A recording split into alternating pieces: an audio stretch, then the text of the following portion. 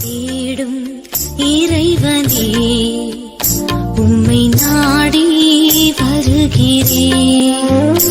என்னை தேடும் இறைவனே, உம்மை நாடி வருகிறேன். டிசம்பர் 17வது நாள். இன்றைய வேத தியானத்தின் தலைப்பு பயந்திரு. வாசிக்க வேண்டிய திருமறை பகுதி ரோமர் 11ஆம் அதிகாரம் 11 முதல் 24 வசனம் முடிய. நீ விசுவாசத்தினாலே நிற்கிறாய், மேட்டிமை சிந்தையாயிராமல் பயந்திரு. ரோமர் 11ஆம் அதிகாரம் 20ஆம் வசனம். இந்த பகுதியில் பவுலடிகளார் 2 உவமைகளை பயன்படுத்தி இஸ்ரவேலரும் இஸ்ரவேலர் அல்லாதவர்களும் இறைவனோடு இணையும் உத்தியை சொல்கிறார். முதலாவது மாவு. முதல் மாவை புதிய மாவுடன் சேர்த்து பிசையும் போது முதல் மாவில் கசப்போ துர்நாற்றமோ இருக்குமானால் அது எல்லாவற்றையும் கெடுத்து போடும். முதல் மாவு பரிசுத்தமாயிருந்தால் மொத்த மாவும் பரிசுத்தமாயிருக்கும். இரண்டாவது ஒலிவ மரம். முதலில் இந்த ஒலிவ மரத்தின் வேர்களும் கிளைகளும் பரிசுத்தமாயிருந்தன. ஆபிரகாம் மோசே போன்றோரை வேர்களாகவும் அதன்பின் வந்த இஸ்ரவேலரை கிளைகளாகவும் எண்ணி பாருங்கள். வேர்கள் பரிசுத்தமாயிருந்தன. ஆனால் பின்னால் வந்த இஸ்ரவேலர் பாகாலை வணங்கினர். அந்நிய நுகங்களோடு பிணைப்பட்டு பரிசுத்தத்தை சுத்தமாய் கெடுத்து போட்டனர்.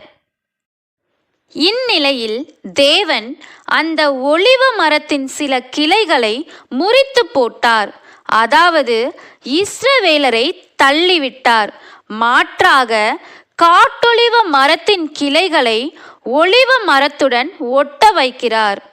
காட்டொலிவ மரக்கிளைகளில் ஒலிவ மரத்தின் நல்ல வேர்களின் சாறு பாய்ந்து ஒலிவ மரத்தின் பங்காளிகள் ஆகின்றன. அதாவது இஸ்ரவேலர் மூலம் வந்த இரட்சிப்பு இப்போது இஸ்ரவேலர் அல்லாதோருக்கும் உரியதாகிறது. இந்த புதிய ஆன்மீக நன்மையை அனுபவிக்கும் நாம் முறித்து போடப்பட்ட கிளைகளான இஸ்ரவேலரை பார்த்து பெருமை பாராட்டலாமா? கூடாதல்லவா? இதைத்தான் பவுல் இப்பகுதியில் மேட்டிமை சிந்தையாயிராமல் பயந்திரு என்கிறார். எப்போதுமே கர்த்தருக்கு பயப்படுகிற பயம் நமக்குள் இருக்க வேண்டும். இங்கே பவுல் குறிப்பிடும் பயம் சற்று வேறுபட்டது. தேவன் கண்டிப்பானவர். இஸ்ரவேலர் சீர்கெட்டு போன போது அவர்களை தள்ளிவிட்டது போல நம்மையும் செய்யக்கூடும் என்ற பயம் நமக்குள் இருக்க வேண்டும். அந்த பயம் ஆன்மீக வாழ்க்கையில் நாம் நம்மை காத்து கொள்ள உதவும். இந்த கண்டிப்பான தேவன் தயவான தேவனும் கூட. எனவே அந்த தயவிலே நாம் நிலைத்திருந்தால் நாம் காட்டொலிவ மரமாயல்ல, ஒலிவ மரமாய் உயர்ந்து வளர்ந்து பலன் கொடுக்க முடியும். தேவன் தண்டிக்கவும் மன்னிக்கவும் வல்லவர். நமக்கு பயமும் விசுவாசமும் தேவை. தேவன் தண்டிக்கவும் மன்னிக்கவும் வல்லவர். நமக்கு பயமும் விசுவாசமும் தேவை.